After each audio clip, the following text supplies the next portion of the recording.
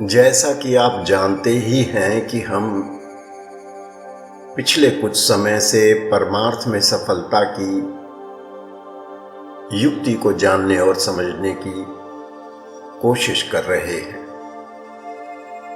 पिछले सत्र में हमने आध्यात्म के नाम पर जो कुछ भी प्रचलित है उसे और उसके साथ ही आध्यात्म के जिस स्वरूप को हम खुद जानने और समझने की लगातार कोशिश कर रहे हैं, उन दोनों के बीच के अंतर को समझा है। मेरा ऐसा कोई दावा नहीं है कि जो कुछ हम समझने की कोशिश कर रहे हैं वही सही है और बाकी सब गलत है, और न ही ऐसा कोई दावा आप में से किसी को कभी करना चाहिए। हर चीज की अपनी जगह है, हर वस्तु का अपना स्थान है, और फिर जो जिसको भाता है वह उसे अपना लेता है। हम सब मिलकर आध्यात्म के उच्चतर तथा शुद्धतम रूप की चर्चा कर रहे हैं।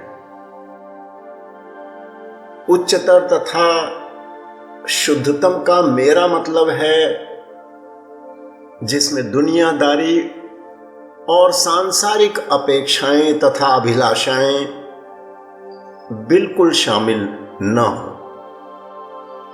जहां अध्यात्म का इस्तेमाल सिर्फ जन्म मरण तथा आवागमन से मुक्ति के साधन के रूप में ही किया जा रहा हो।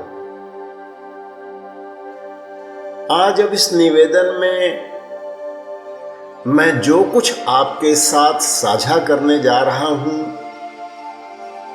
वह यह तय करेगा कि आप इस जीवन में खाली हाथ लौटेंगे या कुछ लेकर जाएंगे। इसके पहले कहा गया सब कुछ अगर आपने आधे अधूरे मन से भी सुना है तब भी कोई बात नहीं। सुनते सुनते मन भटक कर कहीं और चला गया, कुछ और सोचने लगा, तब भी कोई बात नहीं।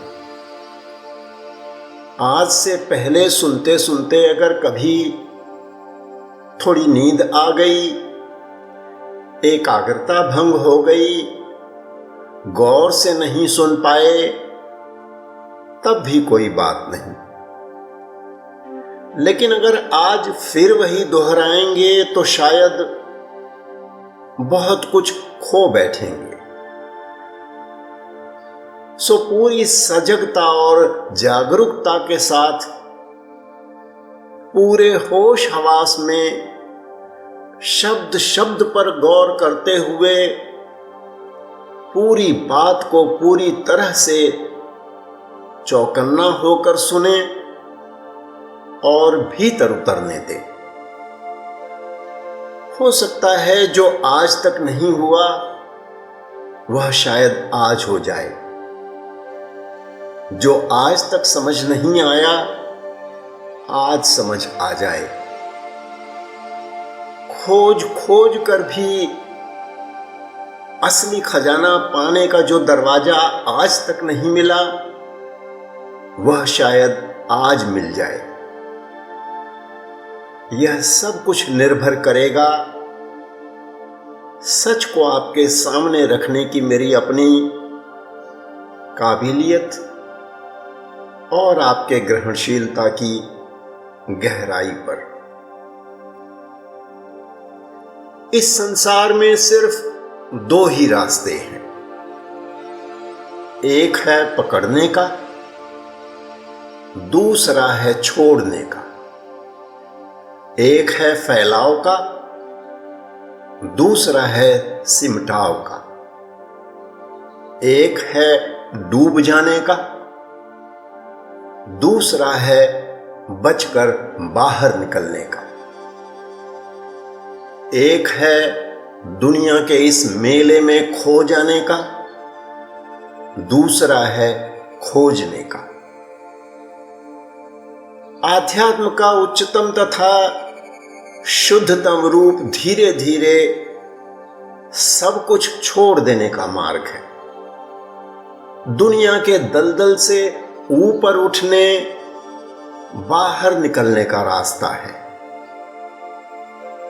वह हर रास्ता जो आपको दुनियादारी की ओर ले जा रहा हो, संसार और उसके पदार्थों में और अधिक उलझा रहा हो, आपकी इच्छाओं और अभिलाषाओं को और अधिक हवा दे रहा हो, इस दलदल में और अधिक फंसा रहा हो, फिर वह चाहे आध्यात्म के नाम पर ही क्यों न हो रहा हो, अंत में दुनियादारी ही है। कोई भी व्यक्ति इन दोनों में से कोई एक ही रास्ता पकड़ सकता है, दोनों नहीं।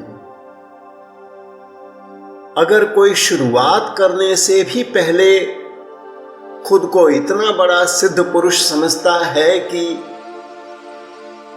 वह दोनों रास्तों को एक जैसा एक साथ साध सकता है, तो वह सिर्फ खुद को धोखा दे रहा है। कोई सिद्ध पुरुष होकर दुनियादार दिख जरूर सकता है, पर कोई कारण और औचित्य नहीं कि कोई व्यक्ति सिद्ध पुरुष होकर भी दुनियादारी में डूब जाए। सो आप अपने जीवन में इन दोनों में से कोई एक ही रास्ता पकड़ सकते हैं, दोनों नहीं। मैं फिर से दोहरा रहा हूं और जोर देकर दोहरा रहा हूं, सारे भ्रमों को तोड़कर दोहरा रहा हूं कि आप अपने जीवन में इन दोनों में से कोई एक ही रास्ता अपना सकते हैं, दोनों नहीं। विचार कीजिए कि आप छोड़ने और पकड़ने के दोनों रास्तों को एक साथ कैसे अपना सकते हैं। लेकिन चूंकि जीवन भी चलाना है, इसलिए आपके जीवन में जीवन चलाने लायक दुनियादारी की थोड़ी जगह जरूर रहेगी, लेकिन परमार्थ और दुनियादारी का अनुपात एक बराबर नहीं होगा, बल्कि कम से कम 3/4 परमार्थ का तथा अधिक से अधिक 1/4 दुनियादारी का हो सकता है। यहां मैं इस अनुपात में समय की नहीं, अनुराग और आसक्ति की बात कर रहा हूं। समय का अनुपात जरूर कुछ कम अधिक हो सकता है, पर दुनिया का मोह और लगाव कम से कम होना चाहिए, न्यूनतम होना चाहिए। अब तक जिन सच्चाइयों को हमने सुना, जाना और समझा है, जीवन के ये सार्वभौमिक सत्य केवल सुनने और सुनकर भुला दी जाने वाली कहावतें भर नहीं है। अगर इन सच्चाइयों को सुन समझकर जीवन में इन्हें उतारने तथा जीवन को इनके अनुरूप ढालने का दृढ़ संकल्प नहीं है, उसकी पूरी तैयारी नहीं है, तो यह सब सिर्फ एक शैक्षणिक व्यायाम, एक एकेडमिक एक्सरसाइज से अधिक और क्या है। इन सच्चाइयों को हम बरसों सुनते रह सकते हैं और इनके लगातार सुनते रहने के महत्व से मैं इनकार भी नहीं करता, लेकिन सुनना सिर्फ शुरुआत है, साधन है, माध्यम है, लक्ष्य नहीं। अगर आप जीवन सुनने में ही खत्म कर देंगे तो सुनकर आपने हासिल क्या किया? जीवन में क्रांति सुनने से कभी नहीं आती। क्रांति तो सिर्फ तभी घटित होगी जब हमें भी इन सच्चाइयों में कुछ सच्चाई नजर आएगी, जब ये हमारे हृदय को छू जाएंगी, हमारे भीतर उतरेंगी, जब हम अपने जीवन को इन सच्चाइयों के अनुरूप ढालने का व्रत और संकल्प लेंगे, जब हम यहां से उठेंगे तब खाली हाथ लौटने के बजाय कुछ बहुमूल्य साथ लेकर लौटेंगे। आप रोज सुबह घर से निकलें, सारा दिन रेलवे प्लेटफॉर्म या एयरपोर्ट पर बैठे रहकर दिन भर उसकी अनाउंसमेंट सुने और कभी किसी ट्रेन या प्लेन में बैठे बिना हर शाम को घर वापस लौट आएं, उससे क्या होगा? नदी किनारे रोज सुबह सैर करने जाने से कुछ हासिल नहीं होगा। ज्यादा से ज्यादा आप उसकी खूबसूरती के कायल हो जाएंगे, दूसरों के सामने उसके मनोहारी रूप का गुणगान कर सकेंगे, उसकी तारीफ का पुल बांध लेंगे, पर भीगेंगे आप सिर्फ तब जब आप खुद पानी में उतरेंगे, और तब बोलना बंद हो जाएगा, वाणी मूक हो जाएगी, बोलने की जरूरत ही नहीं रह जाएगी। भीगने के असर से इस कदर अभिभूत हो उठेंगे कि कुछ कहने का न होश रहेगा और न ही उसकी परवाह बचेगी। अगर पिछले कुछ समय से लगातार इस मार्ग में सफल होने की अभिलाषा रखने के बावजूद आपका जीवन परमार्थ के जल से भीगा नहीं, आपका समूचा अस्तित्व आध्यात्म के आँच की अनुभूति से खाली रह गया है, तो आपको अकेले में बैठकर अपने आप से कुछ गंभीर सवाल पूछने की जरूरत है। भरोसा करें कि ऐसा सिर्फ इसलिए हुआ है क्योंकि इस मार्ग पर चलने के लिए सच में जिसे कोशिश करना कहते हैं, या तो हमने वह कोशिश की ही नहीं, या फिर ईमानदारी से उस कोशिश को करने में हमसे कहीं कोई बड़ी चूक हो गई है। हम मान तो बैठे हैं कि हमें परमात्मा के होने पर अटूट विश्वास है, पर हमारा जीवन शायद इसके बिल्कुल विपरीत चिल्ला चिल्ला कर यह गवाही दे रहा है कि हमारा यह विश्वास सिर्फ एक भ्रम है। परमात्मा के होने पर आपको अटूट विश्वास आ जाए और फिर भी उसे पाने की प्यास न जागे, यह असंभव है। और यदि परमात्मा को पाने की गहरी प्यास पैदा हो जाए और फिर परमात्मा से भी अधिक जरूरी जीवन में और भी कुछ शेष रह जाए, तो परमात्मा पर हमारा विश्वास झूठा है। जब परमात्मा के होने पर पूरा भरोसा आ जाता है, तो जीवन बहुत ही थोड़ी सी कोशिश से अपने आप बदल जाता है। जो पुराना छोड़ना है और जो नया अपनाना है, उसके लिए बहुत अधिक लड़ाई नहीं लड़नी पड़ती, क्योंकि अगर परमात्मा है तो उसको पाने की कोई भी कीमत बड़ी नहीं हो सकती। तो फैसला कीजिए कि परमात्मा है या नहीं है। फैसला कीजिए कि यह रास्ता आपके लिए है या नहीं है। फैसला कीजिए कि इस पूरे के पूरे जीवन को ही परमार्थ के नाम पर लिख देने की तैयारी आपके पास है या नहीं है। छोड़ना कुछ नहीं है, पर कुछ नहीं छोड़ते हुए भी सब कुछ छोड़ना है। फैसला कीजिए कि आप ऐसा कर सकेंगे या नहीं। फैसला कीजिए कि आप ऐसा होने देना चाहते हैं या नहीं, क्योंकि आधे अधूरे मन से इस रास्ते पर चलकर आप कुछ भी हासिल नहीं कर सकेंगे। आधे अधूरे मन से इस रास्ते पर चलेंगे तो यकीन जानिए बरसों निकल जाएंगे, फिर भी आप खाली के खाली ही रह जाएंगे।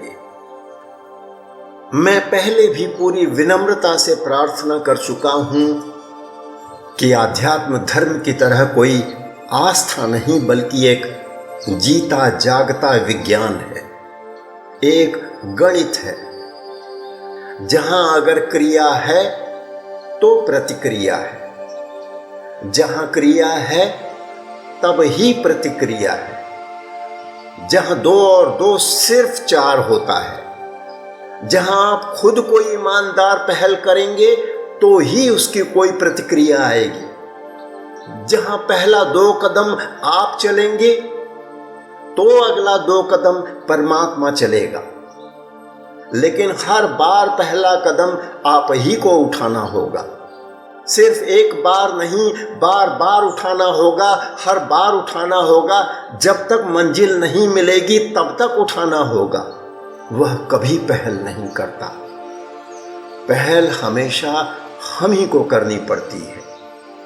वह सिर्फ हमारी पहल का जवाब देता है।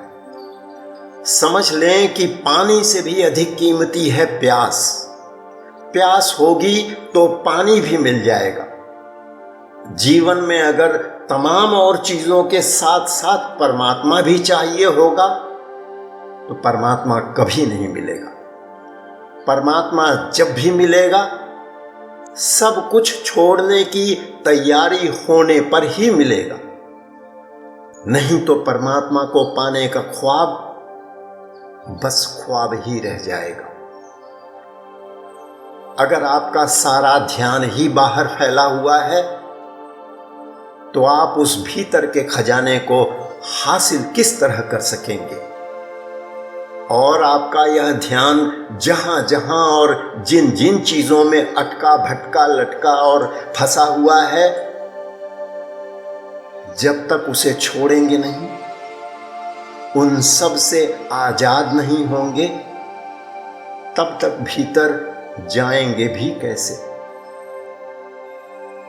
अगर आप किसी कारणवश इस भ्रम में पड़े हैं या इस उम्मीद पर बैठे और जी रहे हैं कि आपका शिक्षक जिसने आपको इस मार्ग पर दीक्षित किया है वही सब कुछ आपके लिए करेगा, और अपने गुरु को खोजने और पाने के साथ आपका काम खत्म हो गया, तो इस भ्रम और उम्मीद में आपका जीवन शायद खत्म हो जाएगा, पर आपके इस जीवन में तो परमार्थ का पत्ता भी नहीं खड़केगा। जो जादू आपके शिक्षक की ओर से होना था वह तो उसने दीक्षा देकर कर दिया। अब जिस तथाकथित जादू की आप उम्मीद कर रहे हैं, जिस चमत्कार के भरोसे आप बैठे हैं, वह तो आपको खुद करना है। वह तो अध्यात्म को अपने जीवन में उतारने से और आपकी अपनी कोशिश से ही हो पाएगा। आध्यात्म कोई चमत्कार नहीं है। आध्यात्म विशुद्ध विज्ञान है।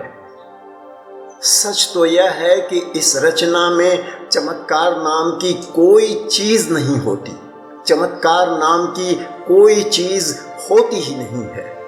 सिर्फ और सिर्फ विज्ञान होता है। जो हमने जान लिया वह तो सिद्ध और स्थापित विज्ञान बन गया, और विज्ञान का वह हिस्सा जो अभी भी अनजाना है, अबूझ है, जाना जाना बाकी है, वह चमत्कार है।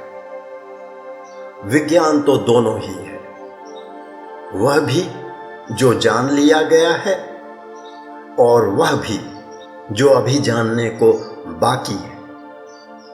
तो चमत्कार को भूल जाए। चमत्कार कभी नहीं होता, चमत्कार कभी नहीं होगा। अगर सब कुछ विज्ञान ही है तो फिर परमात्मा को पाने का रास्ता चमत्कार कैसे हो सकता है? परमात्मा को पाने की अपनी कोशिश में जब आप किसी चमत्कार की उम्मीद करते हैं तो आप इस रचना के सारे आधार को ही झुठला रहे होते हैं। सृष्टि के दूसरे नियमों की तरह ही परमात्मा को भी पाने का नियम अटल है, अपरिवर्तनशील है। वह भी किसी के लिए कभी नहीं बदला, आपके लिए भी नहीं बदलेगा। बदलना अंत में आप ही को होगा। कोई कभी भी परमात्मा को चमत्कार से नहीं पा सकता। जब भी पाएगा विज्ञान से पाएगा, और विज्ञान से पाने का मतलब है उस एक सुव्यवस्थित उपाय और तर्क संगत रास्ते को अपनाकर ही पाएगा जो पूरी तरह से वैज्ञानिक है। जब आप पात्रता न होने के बावजूद किसी तरह की दया की उम्मीद कर रहे होते हैं, रहम की भीख मांग रहे होते हैं, तब आप जाने अनजाने में चमत्कार की ही उम्मीद कर रहे होते हैं। और चमत्कार न कभी होता है और न ही चमत्कार की झूठी उम्मीद से कभी झोली भरती है। जिसे आप चमत्कार समझते हैं वह भी विज्ञान ही है, और जिस किसी के साथ वह घटा है उसने उस चमत्कार को भी कमाया है, अर्जित किया है। उसने पहले कुछ छोड़ा है, कुछ खोया है, कुछ चुकाया है, तब कुछ पाया है। फर्क सिर्फ इतना ही है कि उसका पाया हुआ तो दिखाई देता है, चुकाया हुआ या तो दिखाई नहीं देता या हम देखना नहीं चाहते। तो झोली जब भी भरेगी, आध्यात्म के विज्ञान को अपनाकर उसे जीवन में उतार कर ही भरेगी। जिसे आप दया या फिर चमत्कार मानते हैं उसे भी कमाना पड़ेगा, उसकी भी पात्रता हासिल करनी होगी, उसके भी लायक बनना होगा। वह भी घर बैठकर हाथ पर हाथ रखकर उम्मीद करने भर से नहीं मिलेगी। और जब आपको भी अपनी मेहनत और अपनी कोशिश से मिल जाएगा, तब समझ आएगा कि दूसरों के मामले में जो चमत्कार दिखाई दे रहा था वह भी चमत्कार नहीं था, दया नहीं थी, उसकी अपनी ही कमाई थी, जैसी अब आपकी अपनी है। हम सारा जीवन कोशिश करके भी आध्यात्म में सफल इसलिए नहीं हो पाते क्योंकि हम जीवन भर उस तरकीब को खोज निकालने में लगे रह जाते हैं कि हम अंदर भी चले जाएं और हमें बाहर का कुछ छोड़ना भी न पड़े। लेकिन हमारा पूरा जीवन इस एक अकेली सच्चाई को समझने में कम पड़ जाता है कि बाहर के सब कुछ का मोह छोड़े बिना भीतर कोई नहीं जा सकता। अगर बाहर का सब कुछ भीतर ले जाया जा सकता तो यह दुनिया कब की खाली हो गई होती और हमारे लिए ले जाने लायक कुछ भी न बचता। तो मैं बिना किसी झूठी उम्मीद की गुंजाइश छोड़े, बिना किसी लाग लपेट के, पूरी नम्रता के साथ लेकिन पूरा जोर देकर कह रहा हूं कि जब तक हम बाहर का मोह त्यागेंगे नहीं तब तक भीतर जाएंगे नहीं। यही अटल सत्य है। इस सच को चाहे आज मान लें या और 1000-2000 जन्मों के बाद मान लीजिए, जब भी मानेंगे शुरुआत तो तब ही होगी। जब भी जागेंगे, जब भी चेतेंगे, जब भी होश करेंगे, सवेरा तो सिर्फ तब ही होगा। नहीं तो किनारे थे, किनारे हैं और किनारे ही बैठे रह जाएंगे। तैरना सिर्फ तभी सीखेंगे जब पानी में उतरेंगे। आध्यात्म के रास्ते पर आ जाने का या उसे अपना लेने का भ्रम पाल भी लिया है, तब भी किनारे बैठकर सिर्फ तमाशा देखने से कुछ हासिल नहीं होगा। भीगेंगे सिर्फ तब ही जब सब कुछ छोड़कर, भूलकर, पीछे छोड़कर पानी में उतरेंगे। नहीं तो जैसे धोखे में जीकर पिछले अनेकों जन्मों को खो दिया, वैसे ही इस बार भी हो जाएगा। जमाना गुजर जाएगा, उम्र खत्म हो जाएगी, जिंदगी में पत्ता भी नहीं खड़केगा। तो झूठे भ्रम से बाहर निकलिए और उसकी पूरी कीमत चुकाकर उस महान कार्य में लग जाइए जो आपके जीवन का एकमात्र उद्देश्य है। आप अगर जरा सा भी गौर करेंगे तो पाएंगे कि मैं आपको उबा देने, बोर कर देने की हद तक जाकर बार बार चेतावनी दे रहा हूं, एक ही बात को बार बार दोहराए जा रहा हूं कि इन शिक्षाओं को जान और समझकर जीवन के सिनेमा हॉल में इनका सिर्फ तमाशा नहीं देखना, इन्हें जीवन में उतारना है। अपने जीवन के स्वरूप और अपनी दैनिक दिनचर्या में जरूरी बदलाव ले आना है और फिर जरूरी बदलाव के बाद लग पड़ना है। अगर आप ऐसा नहीं कर पा रहे तो आप न इधर के रहे न उधर के रहे। यहां आकर आप न तो दुनिया के रह गए और न ही असली दीन को पकड़ पाए। उधर की माया छूट नहीं रही, इधर के लालच में पड़े हुए हैं। न उधर से थक रहे हैं और न इधर की चाह छूट रही है। लेकिन कब तक? प्यारे भाई, कहीं जाने और सुनने भर से कुछ नहीं होगा। एक पुरानी भीड़ से निकलकर एक दूसरी नई भीड़ का हिस्सा बन जाने से कुछ नहीं होगा। कदम उठाने से कुछ होगा। सो जागिए और चेतिए। दूसरी बात यह कि आध्यात्मिक मार्गदर्शकों के समागम में परमार्थी भी आते हैं और दुनियादार भी आ जाते हैं। फर्क यह है कि परमार्थी तो परमार्थ की अभिलाषा लेकर आता है और एक दुनियादार जिन कारणों से पूजा स्थलों पर जाता है, उन्हीं कारणों से आध्यात्मिक मार्गदर्शकों के प्रांगण आ जाता है। लेकिन आध्यात्मिक मार्गदर्शकों ने दुनियादारी की दुकान नहीं खोली। वे न तो इस दुनिया को सुख की नगरी बनाने आते हैं और न ही दुखियों का सांसारिक दुख दूर करने। वहां एक ही सौदा बिकता है और वह है आत्मकल्याण का। कोई और अभिलाषा लेकर वहां जाना सिर्फ समय की बर्बादी है। वहां जाकर भी दुनिया और उसके सामानों की उम्मीद करना सोने की तलवार से सब्जी काटने जैसा है। जो व्यक्ति बातें तो दुनिया और उसके सामानों का मोह त्यागने की करता हो, जिसके दरबार में चर्चा तो सब कुछ छोड़कर उन सब से ऊपर उठ जाने की होती हो, मुक्ति की होती हो, वह ऐसी किसी बात को कैसे प्रोत्साहित करेगा जो जिज्ञासुओं को बांधती दोबारा दुनिया से ही हो। आध्यात्म तो छोड़ने का, सारे बंधनों से मुक्त होने का रास्ता है, न कि इसी दलदल में फिर से फंसने का। यह जीवन तो पहले से ही तय हो चुका है। अच्छा या बुरा, जो कुछ भी मिलना या नहीं मिलना है, वह जन्म से पहले ही लिखा जा चुका है। आप खुद चाहे जितनी उठापटक कर लें, इसमें रत्ती भर भी फेरबदल नहीं कर सकेंगे। वे महापुरुष जो ऐसा कर सकने की सामर्थ्य रखते हैं, खुद कभी ऐसा करते नहीं।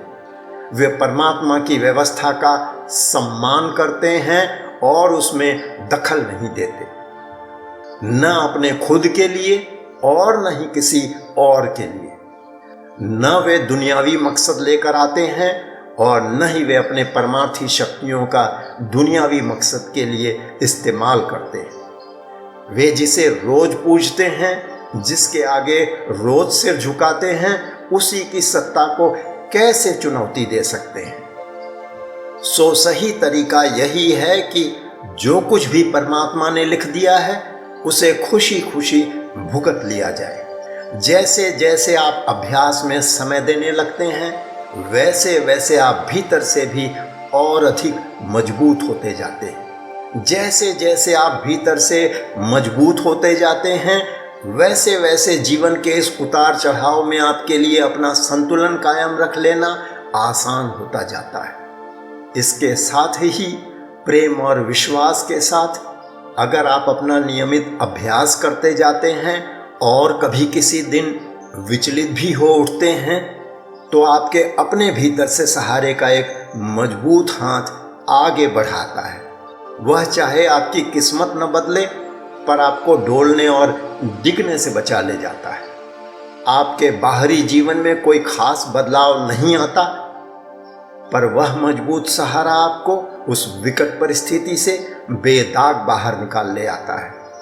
जीवन का उथल पुथल भले लिखे अनुसार घटित हो गया हो पर खुद आप उस उथल पुथल को बिना विचलित हुए पार कर जाते हैं। कर्मों का लेना देना भी पूरा हो जाता है और आप फिर भी अडोल और निश्चल रह जाते हैं।